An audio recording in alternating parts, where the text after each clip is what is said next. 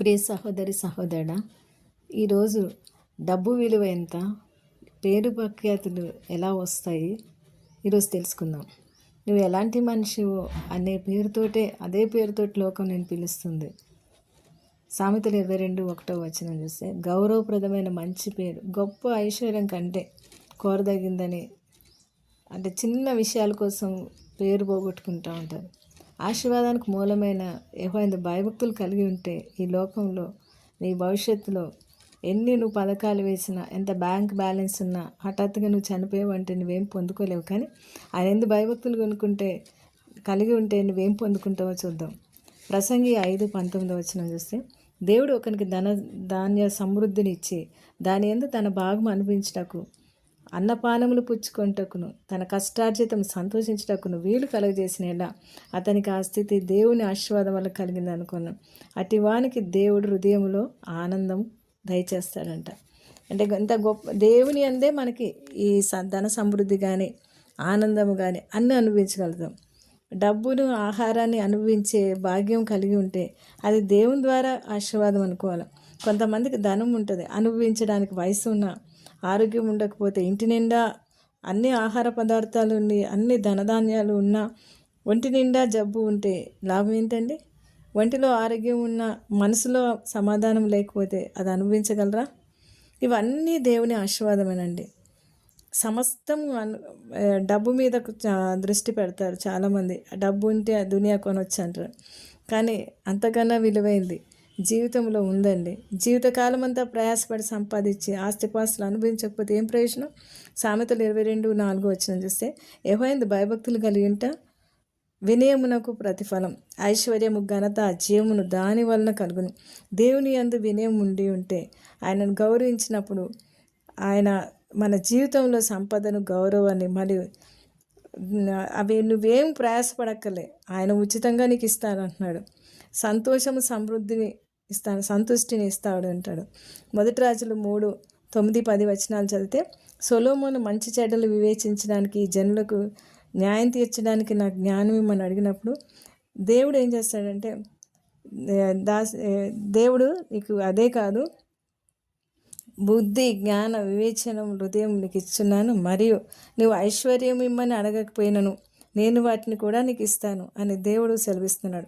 సొలొమోను దేవుని నుండి ఐశ్వర్యము ఘనత పొందుకున్నాడు కాబట్టి సామెతల నిండా ఎక్కువ దేవుని గురించి చెప్తాడు.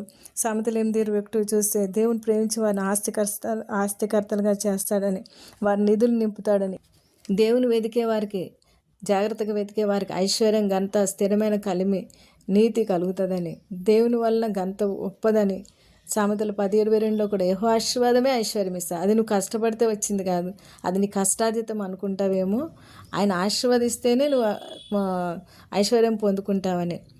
1 రాజులు 2:3 చూస్తే, నీ దేవుడైన యెహోవాకు అప్పగించిన దాన్ని కాపాడి ఆయన మార్గంలో అనుసరించిన ఎడల నువ్వు ఏ పని పూనుకున్నాను, ఎక్కడ తిరిగినను అన్నిట్లో వివేకంగా నడుచుకుంటావని దావీదు సొలొమోనుకు ఉపదేశిస్తాడు. దేవుడు మనకు అప్పగించిన దాన్ని మనం చేశామంటే ఏ పని చేసినా సక్సెస్ ఉంటుందండి. ధనం అనేది ఒక దీవెన మాత్రమే, ధనాపేక్ష అనేది ఒక పాపం. 1 తిమోతి 6:6 నుండి మనము 21 వరకు చూస్తే, సంతోషసహితమైన దైవభక్తి గొప్ప లాభ సాధనమై ఉంది. మనం ఈ లోకమునకు ఏమి తేలేదు, దీనిలోది ఏమి తీసుకొని పోలేము. కాగా అన్నవస్త్రములు గలవారమై ఉండి వాటితో సంతృప్తి కలిగి ధనవంతులగుటకు అపేక్షించేవారు శోధనలో పడతారని, ఉరి అవివేకయుక్తమైన హానికరమైన దురాశల్లో పడతారని, అటివి మనుషులకు నష్టమును నాశనమును ముంచివేస్తాయని. ఎందుకనగా ధనాపేక్ష సమస్తమైన కీడులకు మూలము. కొందరు దాన్ని ఆశించి విశ్వాసం నుండి తొలగిపోయారు, నానా బాధలు తాము పొడుచుకున్నారు. యూదా ఇస్కరియోతు పొడుచుకున్నాడు కదండి. దైవజెండా నీవైతే వీటిని విసర్జించి, అంటే విడిచి పారిపోమంటాడు. నీతిని, భక్తిని, విశ్వాసమును, ప్రేమను, ఓర్పును, సాత్వికమును సంపాదించుకుంటకు నీతిని, భక్తిని అంటే ప్రయాసపడమంటాడు. వీటి కోసం వెంటాడు అంటాడు. విశ్వాస సంబంధమైన మంచి పోరాటం పోరాడు, నిత్య జీవం చేపట్టమంటాడు. అంటే దాన్ని పొందుటకు నీవు, ఎందుకంటే ఇవన్నీ పొందుకోవడానికి నువ్వు పిలువబడ్డావు. ఏది పొందుకోవడానికి అంటే మత్తయి సువార్త 6:21 ఉంటుంది. ఎందుకు దేవుడు ఇది చెప్తాడు? నీ ధనం ఎక్కడ ఉంటుందో నీకు అక్కడ నీ మనసు ఉంటుంది. కాబట్టి ఇహపరమైన ధనవంతులై గర్విష్ఠులై ఉండక నేనిచ్చేదాన్ని అంటే ఇంకా 17వ వచనంలో చూస్తే, ఈ అస్థిరమైన ధనమునందు నమ్మిక ఉంచక సుఖంగా అనుభవించుటకు సమస్తమును మనకు ధారాళంగా దయచేసిన దేవుని యందు నమ్మిక ఉంచమంటాడు అని ఆజ్ఞాపిస్తున్నాడు. వారి వాస్తవిక జీవమును సంపాదించుకునే నిమిత్తము రాబో కాలమునకు మంచి పునాది తమ కొరకు వేసుకొనచ్చు మేలు చేయుటకు సత్క్రియలు అను ధనమును గలవారే ఔదార్యం గలవారును తమ ధనములో ఇతరులకు పాలిచ్చి వారిని ఉండవాలని వారికి ఆజ్ఞాపించాడు అని పౌలు చెప్తాడు. అయితే మత్తయి సువార్త 6:32 చూస్తే, ఇవన్నీ మీకు కావాలని, ఏవి అన్నవస్త్రాలు కావాలని, మాకేం కావాలో అది పరలోకపు తండ్రిని తెలుసు అంటాడు. అయితే నువ్వేం చేయాలా? మొట్టమొదటి ఆయన నీతిని రాజ్యాన్ని వెతుకు, ఇవన్నీ నీకు ఇస్తా అంటున్నాడు. ఈ లోకంలోనే అంతా నీకు ఇస్తాడు. కానీ ఏం వెతకమంటున్నాడు? ఏది వెతకాలి అది వెతకాలి. అంటే దేవుని నీతిని రాజ్యాన్ని వెతకాలి. సౌకర్యంగా సుఖంగా బ్రతకాలంటే దేవుని చిత్త ప్రకారం జీవించాలి. ద్రవ్యం అన్నిటికీ అక్కరకు వస్తుంది. ప్రసంగిలో చెప్తాడు అపేక్ష మంచిది కాదు, అది నీ దగ్గర ఉండకూడదని వాక్యం చెప్పట్లేదు. కానీ దాని మీద నీకు పిచ్చి ఉండకూడదు, దాన్ని వెంటాడకూడదు. నువ్వు వెంటాడాల్సిందేంటి? ఆయన నీతిని, ఆయన రాజ్యాన్ని. ఏస్కేల్లో 18:13 చూస్తే, నిర్దోషి అంటే ఎవరు? వడ్డీకి అప్పు ఇవ్వని వాడే అని చెప్తాడు. అంటే లాభం సంపాదించుకోవాలని వడ్డీకి ఇచ్చి అలాంటి వాడు బతుకుతాడా అంటాడు. అంటే ఆత్మీయంగా చచ్చిపోతావు నువ్వు వడ్డీలకి ఇవ్వడం. ఇలాంటి వాటితోటి నీకు మనస్సాక్షి చచ్చిపోతుంది. నెహెమ్యా 5:7 కూడా సహోదరి వద్ద వడ్డీ పుచ్చుకొని ఉన్నారని నెహెమ్యా అడ్డుకుంటాడు. అంటే మరి బ్యాంకులో డబ్బులు మనకు వడ్డీకి వస్తుంది కదా అని అడుగుతారేమో. బ్యాంకులో వేసింది నీ సొమ్ము భద్రంగా ఉండడానికి, ప్రభుత్వం వద్ద దాచుకుంటున్నావు. అది దేశ సంక్షేమానికి ఉపయోగపడుతుంది కాబట్టి ప్రభుత్వం నీకు అది సహకరించిన ప్రోత్సాహకరంగా నీకు ఇచ్చేది అది. అంతేగాని అది నువ్వు పీల్చుకునేది కాదు.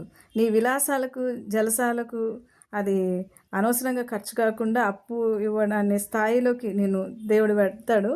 అయితే అది ఉపయోగపడుతుంది. అంతేగాని నువ్వు వడ్డీలకి ఇచ్చడం అనేది వాక్యం ఎక్కడ సమర్థించదు. నీకు దేవుని వాక్యం చదివినప్పుడు దేవుని మనసు ఏంటో తెలుస్తుంది. ధనవంతులు అపేక్ష నీకు తీసేస్తాడు దేవుడు. దాని మీద వ్యామోహం తీసేస్తాడు. దాన్ని తన కొరకు కాక దేవుని రాజ్య వ్యాప్తి కొరకు ప్రయాసపడేలా చేస్తాడు. ఆ న్యాయపు సిరి ఈ పరలోకంలో ధనం సంపాదించుకోవడానికి కృపనిస్తాడు. ధనవంతులు అవ్వడానికి అది నువ్వు ప్రయాసపడకు, కానీ అది నువ్వు దాన్ని లక్ష్య పెట్టకు. దేవుడే నీకు ఇస్తాడు. గర్విస్తులు కాకుండా, ధనం యందు నమ్మిక ఉంచకుండా, నీ కష్టార్జితం నువ్వు అతిశయించకుండా, ఇది నా కష్టార్జితం అనకుండా, ఇది దేవుడిచ్చిన ఆశీర్వాదం అనుకున్నప్పుడు దేవుడు దాన్ని వృద్ధి పొందిస్తూ ఉంటాడు. నీ హృదయం దేవుని పైన ఉండాలి, కానీ సిరి మీద ఉండకూడదు. దీనత్వం, తగ్గింపు కలిగి ఉంటే దేవుడు ఇస్తాడు నీకు.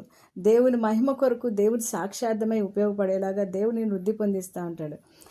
భూమి మీద సమస్తమును సుఖంగా అనుభవించడానికి దేవుడు నీకు ఆశీర్వదిస్తాడు. ఆ ధనము నీకు సుఖంగా అనుభవించడానికి నీకు ఉపయోగపడుతుంది.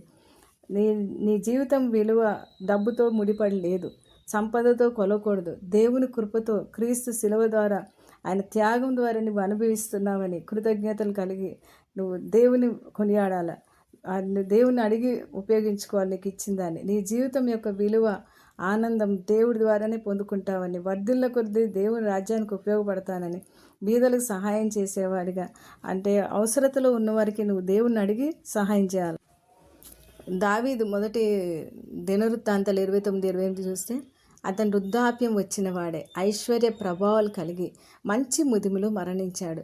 అంటే ఐశ్వర్యం పొందుకున్నాడు ఆయన. ఎందుకు? ఆ ఐశ్వర్యంతో దాన్ని పెద్ద మందిరం కట్టగలిగాడు.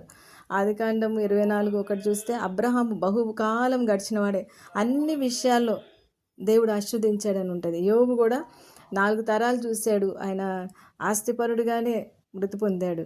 అయితే మనకి ఆస్తి అనేది ఏంటంటే అది ఇతరులకు ఉపయోగపడేదిగా ఉంటుంది, మనం సంతోషించేదిగా, మనము సంతృప్తి చెందేదిగా ఉంటుంది. మనకి ఇచ్చింది దేవుడిచ్చింది, మనం వెంటబడింది కాదు. ఎందుకంటే సామెతలు 23:4 అంటాడు, ఐశ్వర్యం పొందే ప్రయాసపడకు, అటు నీకు అభిప్రాయం కలిగినా విడిచిపెట్టు, అది నువ్వు దృష్టి దాని మీద పెట్టిందోనే అది నీకు ఎగిరిపోతుందని. అంతే పని చేద్దాం అంటారేమో. అయితే కష్టపడి పనిచేయాలి. సోమరులను ఎప్పుడు దేవుడు వాక్యం సమర్థించదు.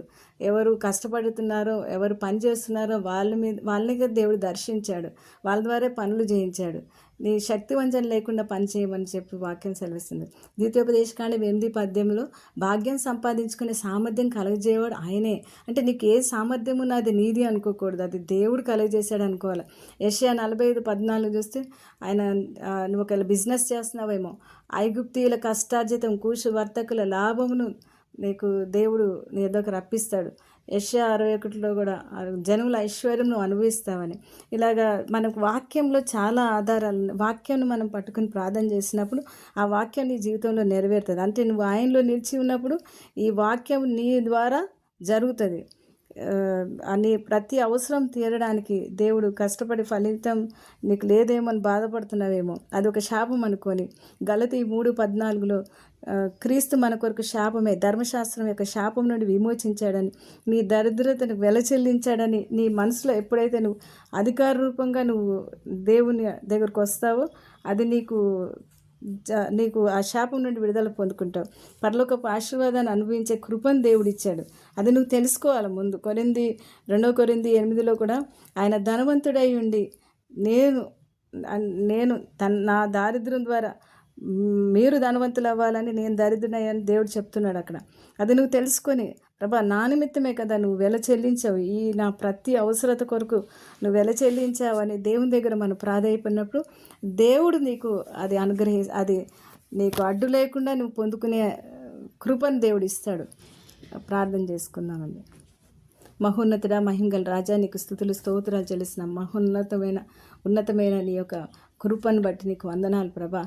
ఐశ్వర్యమును గొప్పతనము నీ వలన కలుగుతాయని, సమస్తము ఏలువాడవు, బలమును పరాక్రము నీ దానములు ప్రభా, హెచ్చించువాడు, అందరికీ బలం ఇచ్చేవాడు నీవే అని దేవా ఈ దినమును మీరు తెలియజేసుకున్నందుకు నీ కృతజ్ఞతాస్తుతులు చెల్లిస్తున్నాం ప్రభా.